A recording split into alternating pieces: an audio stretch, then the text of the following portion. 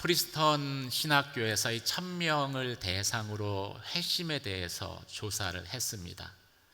조사해 보니까 이 급진적인 회심이 5% 정도 됐고요. 이 조금씩 변해서 믿음을 확신하게 되는 이 점진적인 회심이 80% 정도 나왔습니다.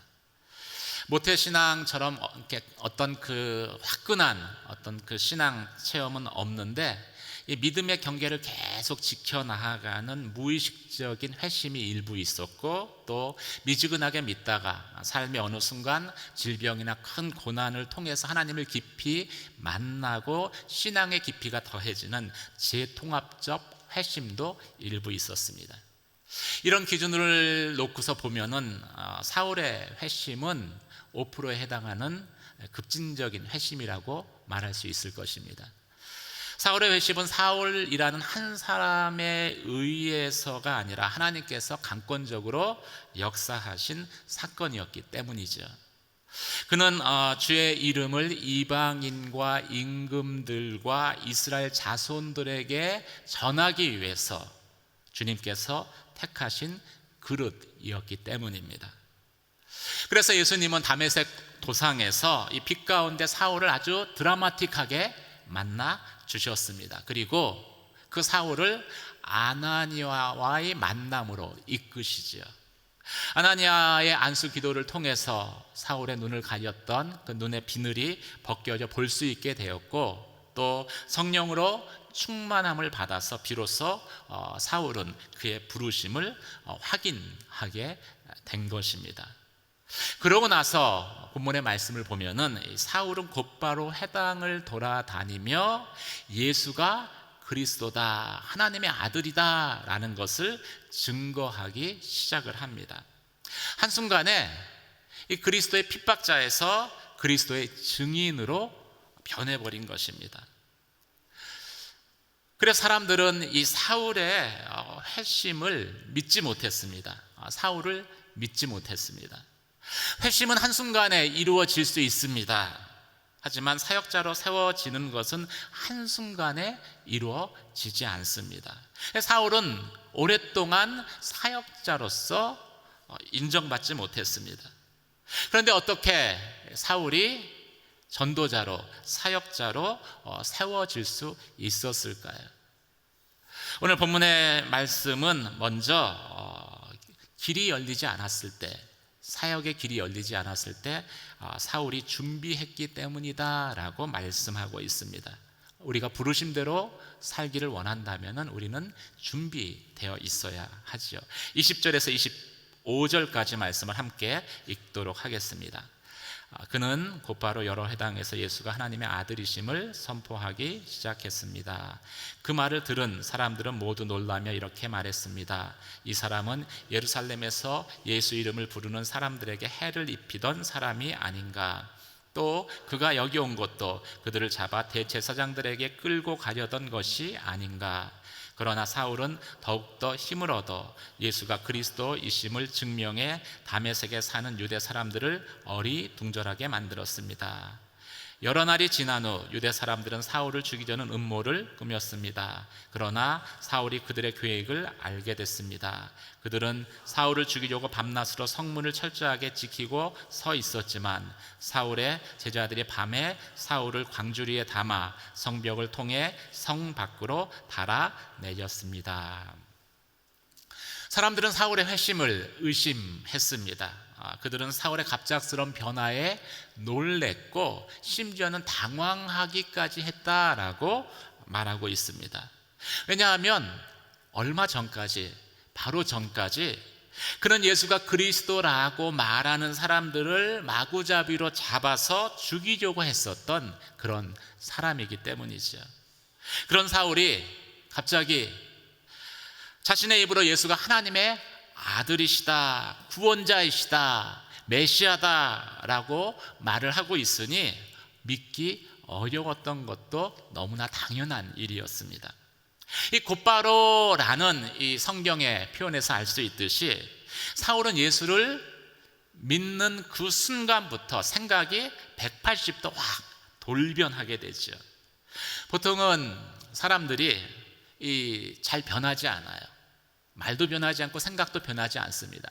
그런데 갑자기 지난날의 말이나 행동에서 갑자기 변하게 되면은 머뭇거립니다. 그리고 쑥스러워하기도 합니다. 그런데 사울에게는 그런 모습이 전혀 나타나지 않는 거예요. 이전 것은 지나갔으니 보라 새 것이 되었도다 라는 그 말씀 그대로 그런 변화가 사울에게 임한 것이죠. 또 그런 성품의 사람이었습니다. 그렇기 때문에 사울은 기독교인들이 자신을 오해할까 봐 크게 걱정하지 않았을 것입니다. 또 자기 변명도 구구하게 하지 않았을 거예요. 또 그리고 사람들이 자신을 오해하는 것에 대해서 크게 두려워하지도 않았을 것입니다. 과거에 행동했던 것처럼 자신이 믿는 대로, 확신하는 대로, 물론 확신하는 것이 바뀌긴 했지만은 예수가 하나님의 아들이시다라는 그 사실만을 열심히 증거했을 것입니다. 근데 문제는 아무리 열심히 사울이 예수가 그리스도라고 전해도 사람들이 그 말을 믿어주지 않는다라는 것입니다. 사람들은 사울을 의심했고 심지어 이것이 더 큰 함정이다 라고까지 생각을 해서 사울에 대해서 두려움 마음까지도 갖기 시작을 합니다. 그러니 당연히 사울이 한 말은 믿을 수 없는 말이 되는 것이죠. 내가 아무리 열심히 복음을 전해도 믿어주지 않으면 실체는 복음을 전하는 전도자로는 세워지지 못한 것입니다. 적어도 이 경우에 사울은 전도자로 부름을 받았지만은 아직 그 사역의 길이 열리지 않은 상태인 것을 저희가 확인할 수 있죠. 우리의 삶에 이런 일들을 겪을 때가 있을 것입니다. 어떤 일을 할 때 하나님이 그 길을 막고 계시다라고 느끼는 순간들이 있을 것입니다. 그 길이 잘못된 길이어서가 아닙니다. 분명히 하나님이 내게 말씀하신 대로 부르신 대로 내가 길을 나섰는데 제대로 된 방향으로 가고 있는데 이 길이 열리지 않아요. 막혀서 열리지 않습니다. 그러면 저희는 당황하게 되겠죠. 부르신 대로 왔는데 왜 하나님 대답하시지 않습니까? 때로는 답답해서 원망도 할 것입니다. 그런데 곰곰이 생각을 해보면 하나님이 말씀하시지 않는 것이 아닙니다. 그 자체가 하나님이 말씀하시는 거예요. 좀 더 기다려라. 때가 되지 않았다. 좀 더 준비해라. 준비가 되지 않았다라는 말씀을 저희에게 하시는데 우리가 그 사실을 인정하기 싫은 것뿐이죠. 사울에게 왜 이런 준비하는 시간들이 필요했을까요? 예수님을 다메섹 도상에서 드라마틱하게 만났지만 그래서 예수가 하나님의 아들이시고 메시아인 것을 확신은 했지만 그것이 아직 사울의 머릿속에 또 성경을 통해서 그것들이 아직 정리되지 않았기 때문입니다. 그래서 사도행전은 사도행전에는 기록되지 않았지만 갈라디아서에서는 이때의 사울의 행적에 대해서 보다 자세히 말씀하고 있습니다. 갈라디아서 1장 16절 17절 말씀을 함께 읽겠습니다. 시작. 하나님의 아들을 이방 사람들에게는 전하게 하시려고 하나님의 아들을 내 안에 나타내 보이셨습니다. 그때 나는 사람들과 의논하지도 않았고 나보다 먼저 사도가 된 사람들을 만나려고 예루살렘으로 올라가지도 않았습니다.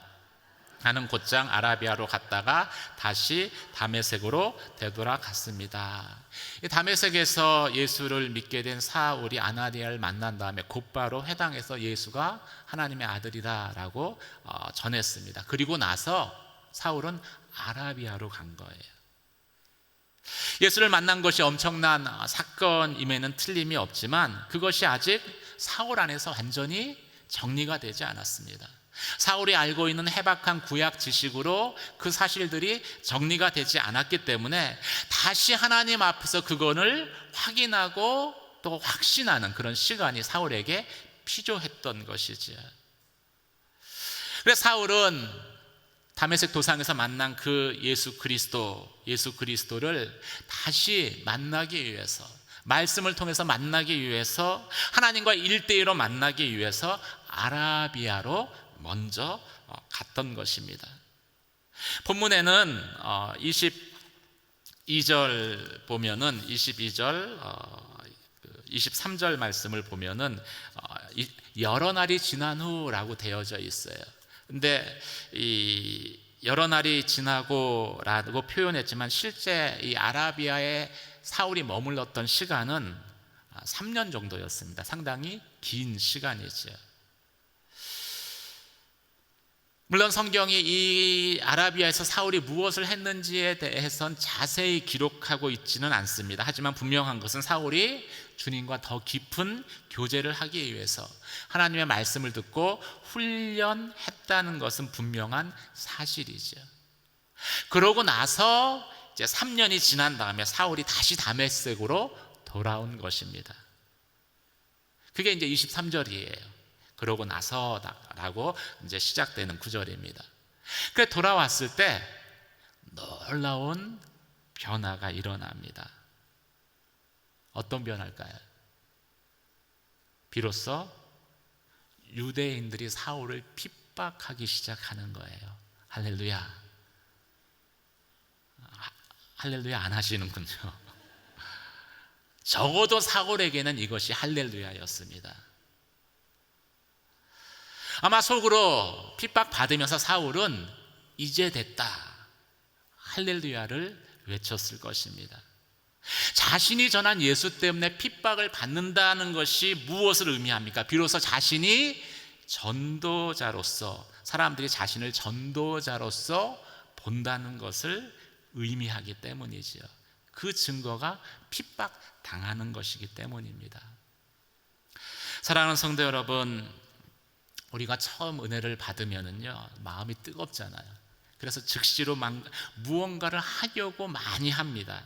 그런데 그것이 하나님의 뜻과는 상관없이 그냥 내 안에 있는 자아의 위험한 시도일 수도 있습니다. 하나님은 우리가 먼저 막 사역을 하는 것보다도 먼저 예수 그리스도와 교제하기를 원하시기 때문입니다. 그래서 1:1 교제도 이제 양육자반 시작을 했는데 1:1 교제도 보면은요 사역이라는 주제가 제일 마지막에 다루고 있습니다. 우리가 사역을 막 한다라고 해서 사역자가 되는 건 아니에요. 준비가 되어져 있어야, 주님을 깊이 알아야 비로소 진정한 사역자로 세워지는 것입니다. 오늘 사울의 사건은 우리에게 그것을 말씀하고 있습니다. 사랑하는 성도 여러분, 원하는 길이 열리지 않을 때, 분명히 부르심대로 내가 이 길에 들어섰는데 길이 열리지 않을 때 너무 억지로 열려고 하지 마세요. 먼저 예수님과 교제하시기를 주님의 이름으로 축원합니다. 주님과 그래서 친해지면은, 주님을 깊이 알게 되면은 사역자로서 필요한 가장 중요한 준비가 된 것이기 때문입니다. 사울과 같이 사울이 아라비아에서 주님을 만났듯이 그렇게 주님을 만나는 저와 여러분이 되시길 주의 이름으로 축원합니다. 사울은 어떻게 사역자로 세워질 수 있었습니까? 바나바의 중보로 인해서 사역자로 세워질 수 있었습니다. 26절에서 28절까지 말씀을 함께 읽도록 하겠습니다. 시작. 사울은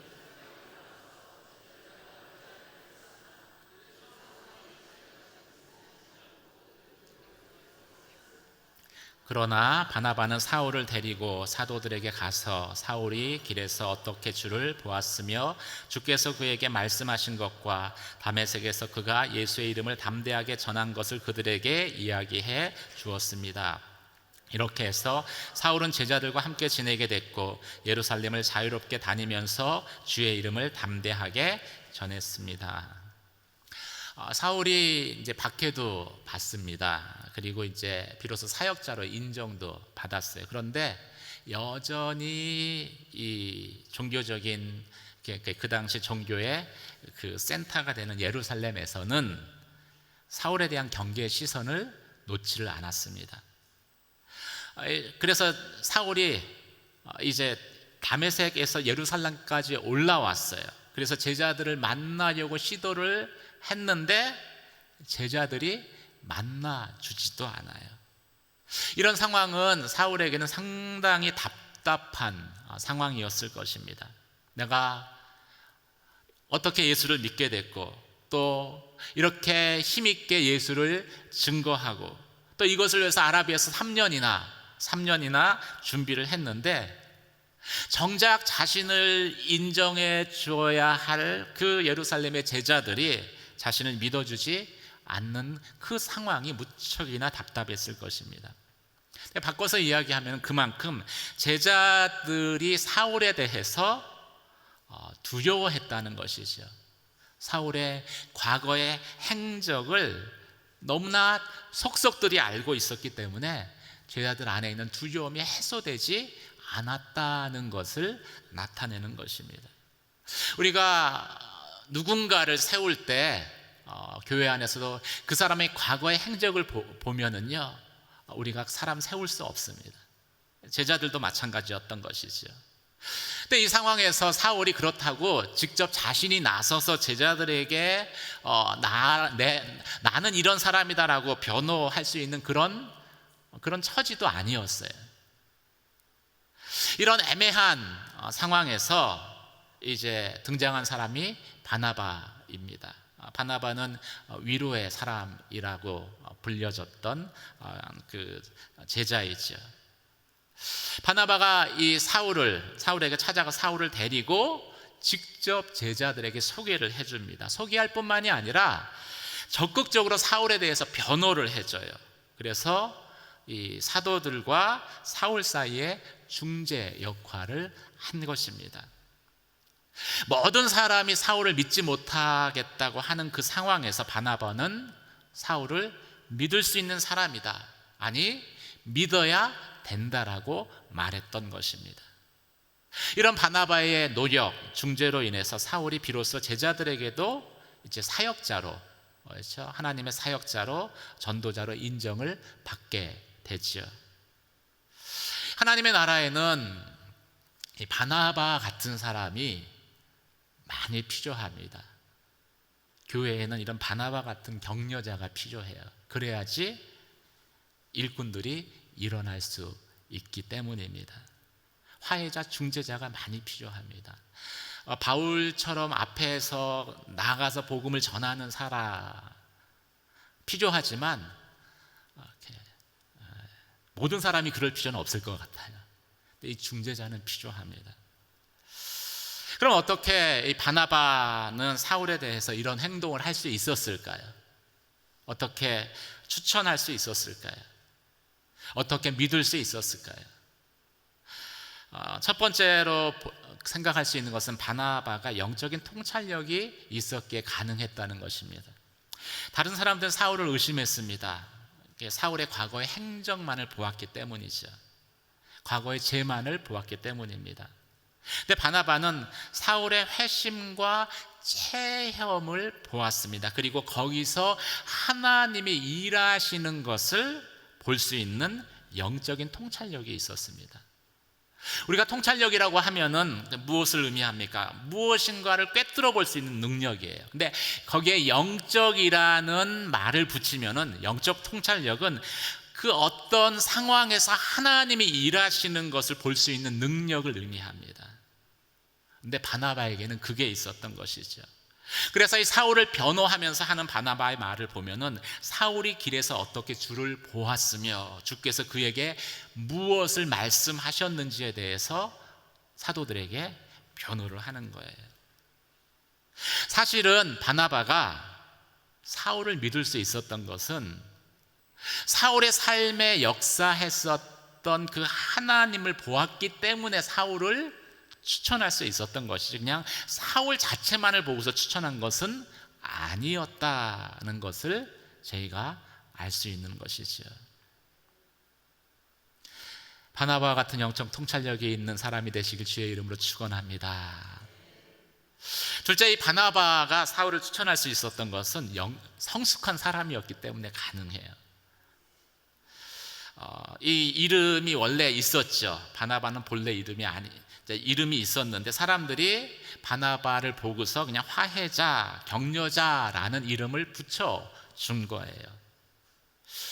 이 화해시켜주는 사람, 격려해주는 사람 옆에 있으면은요, 그 사람은 격려받고 인정받으면서 그 사람 안에 있는 그 가능성들이 꽃을 피울 수 있습니다.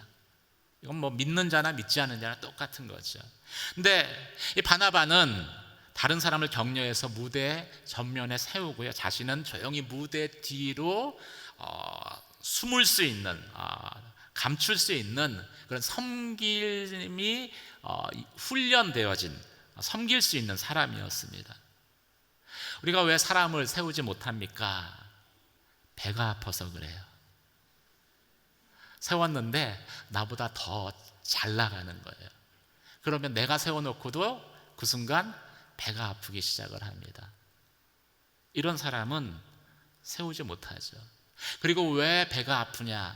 자신에 대한 자아상이 약하기 때문에 그래요. 건강한 자아상이 없기 때문이죠. 근데 건강한 자아상을 가진 사람은요, 다른 사람을 세우고 그 사람이 나보다 더 잘 나가도 그것 때문에 마음 상하지 않습니다. 그것 때문에 힘들어하지 않습니다. 그럼 이런 건강한 자아상은 어떻게 생겨나는 것일까요? 이건 예수님과 교제하는 가운데 내 안에 하나님의 나를 어떻게 보시는가에 대한 그런 분명한 확신이 있을 때 내 안에 회복되어진 하나님의 형상이 바로 긍정적인 자아상을 갖게 만드는 것이죠. 그런데 바나바는 그게 있는 사람이었어요. 그래서 열심히 사람들을 세울 수 있었던 것입니다. 세상 사람들은 어떻습니까? 우리가 보통 이제 누군가를 세운다, 섬긴다라고 하면은요, 능력이 부족해서 섬길 수밖에 없으니까 섬긴다라고 생각을 합니다. 오해를 하죠.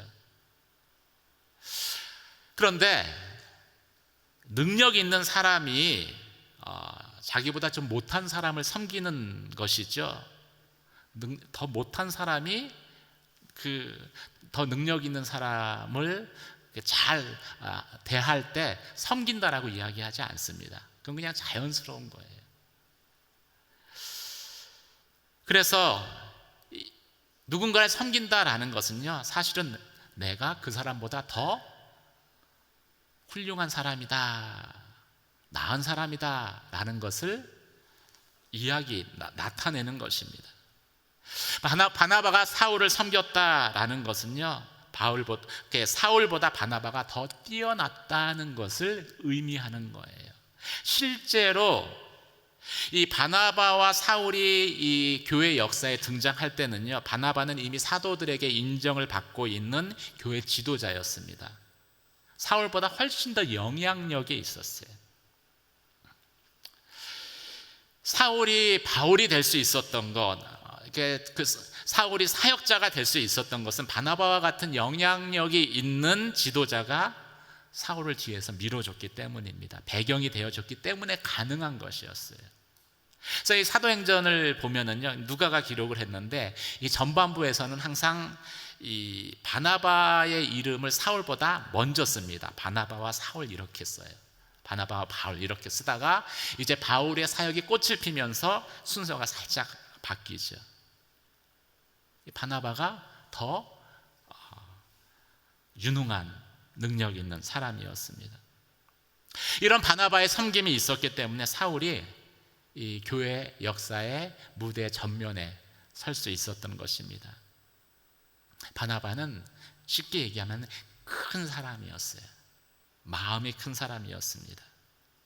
많은 주의 일을 해서 큰 것이 아니라 사울 같은 인물을 알아보고 그에게 자신의 자리를 내어주고 마음껏 사울이 일할 수 있도록 섬겼다는 의미에서 훨씬 더 큰 인물이라고 말할 수 있는 것이죠.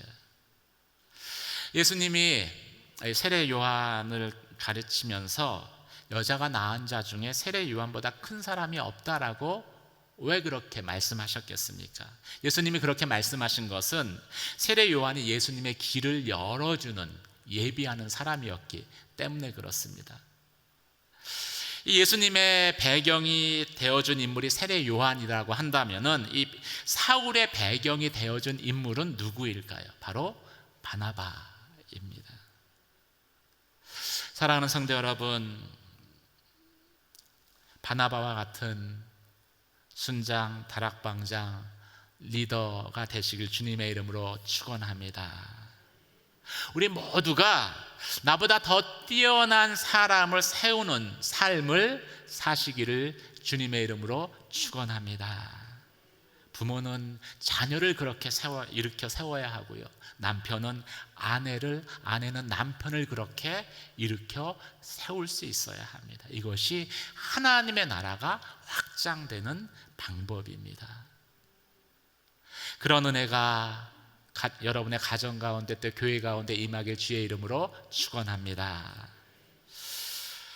사울이 전도자로 세워졌을 때, 사역자로 세워졌을 때 그 결과 열매는 유대와 갈릴리와 사마리아의 온 교회가 든든히 세워진 것이었다라고 오늘 본문은 말씀하고 있습니다. 29절에 31절까지 말씀을 함께 읽겠습니다. 시작. 사울은 그리스파 유대 사람들과 대화를 하고 논쟁도 벌였는데 그들은 사울을 죽이려고 음모를 꾸몄습니다. 형제들이 이 사실을 알고 사울을 가이사랴로 데리고 내려갔다가 다시 다소로 보냈습니다. 이렇게 해서 유대와 갈릴리와 사마리아의 온 교회가 든든히 서가면서 평안을 누리게 됐습니다. 그리고 교회는 주를 두려워하고 성령의 위로를 받으면서 그 수가 점점 더 늘어갔습니다. 복음을 전하려고 하면은 반드시 핍박은 따라오게 되어져 있습니다. 이것이 정상적인 그리스도인의 삶입니다. 우리가 세상에 살면서 예수님 때문에 아무런 고난도 겪지 않는다, 이것은 어떻게 보면은 정상적인 그리스도인의 삶을 살지 못하는 것이지요. 내가 병들었던지 내가 뭔가 잘못되었던지 할 수 있다는 것입니다.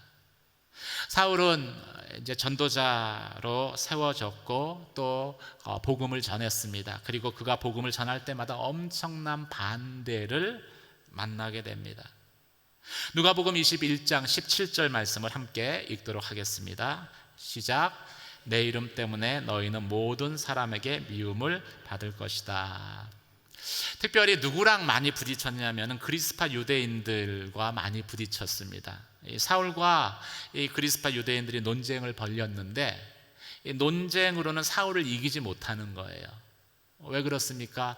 사울은 든든한 구약적인 지식을 가지고 있었고 또 아라비아에서 그것을 복음으로 다시 재해석을 했죠. 당연히 이길 수 없었습니다. 그러니까 화가 나는 거예요. 이기지 못하니까. 그래서 스데반하고도 논쟁하다가 이기지 못해서 화가 나서 스데반을 죽인 것처럼 사울을 죽이려고 모의를 한 것입니다. 어떻게 보면은 스데반이 있었던 그 자리에 지금 사울이 있게 된 것이죠. 그런데 그 위기의 순간에 주의 형제들이 이 사실을 알게 되고 사울을 자신의 고향 다소로 도피시키게 됩니다. 이것이 왜 중요하냐? 비로소 교회가 고난당하는 사울을 돌아보기 시작했기 때문입니다. 교회와 사울이 이제 하나가 되는 증거이기 때문이죠. 그 결과가 무엇입니까? 이 예루살렘부터 시작된 교회가 이제 온 유대와 갈릴리와 사마리아 교회들로 확장돼서 그 교회들이 평안하게 든든히 서게 되었다라는 것입니다. 사랑하는 성도 여러분, 교회는 영적인 유기체입니다. 그냥 기계적인 조직하고는 다른 것입니다. 그래서 어떤 제도에 매이지 않고 자유롭게 번식하는 생명세포처럼 몸이 자라듯 교회는 성장하게 되어 있습니다. 성숙하게 되어 있습니다. 이게 정상적인 교회입니다. 회심한 사울이 주님과의 교제를 통해서 전도자로 변한 것처럼 그 안에 있는 성도들이 변하게 되어 있습니다. 성숙한 바나바에 의해서 새로운 사역자 사울이 세워진 것처럼 건강한 교회 안에는 복음을 전하는 건강한 하나님의 사람들이 세워지게 되어 있습니다. 그리고 그 결과는 교회가 든든히 서가는 것입니다. 이렇게 든든히 서가는 양지온누리 교회가 되기를 주님의 이름으로 축원합니다. 그러려면 우리가 어떻게 해야겠습니까? 사울처럼 하나님 앞에 나아가야 합니다. 개인적으로 하나님을 만나야 합니다. 말씀을 통해서 주님과 더 깊은 교제를 나눠야 합니다. 그때 우리가 사역자로 준비되어져요. 그리고 준비된 사람을 바나바처럼 열심히 세워야 합니다. 또 세울 수 있도록 내 안에 성숙함이 있어야 합니다. 내 안에 긍정적인 자아가 형성되어 있어야 합니다. 그것은 하나님이 우리 가운데 행하시는 것입니다. 그런 은혜가 임하는 양지온누리 교회 되기를 주님의 이름으로 축원합니다. 말씀을 생각하며 함께 기도하도록 하겠습니다. 하나님, 우리 안에 먼저 주님 앞에 나아감이 있게 하여 주시옵소서. 말씀을 통해서 하나님과 1대1로 대면하게 하여 주시며 그 가운데 나의 부르심을 확인하고 확신하게 하여 주시옵소서. 부르심대로 살아가기로 결정할 때 핍박당하는 것을 두려워하지 않게 하시며 하나님, 바나바와 같이 참으로 부르심대로 살아가려는 사람들을 세울 수 있는 성숙한 리더가 되게 하여 주시옵소서. 복음의 박해자에서 복음의 전도자로 변하는 그런 놀라운 은혜가 또 양지온누리 교회 가운데, 가정 가운데 나타나게 하여 주시옵소서. 이 시간 주여 한번 외치며 기도하며 나아가도록 하겠습니다.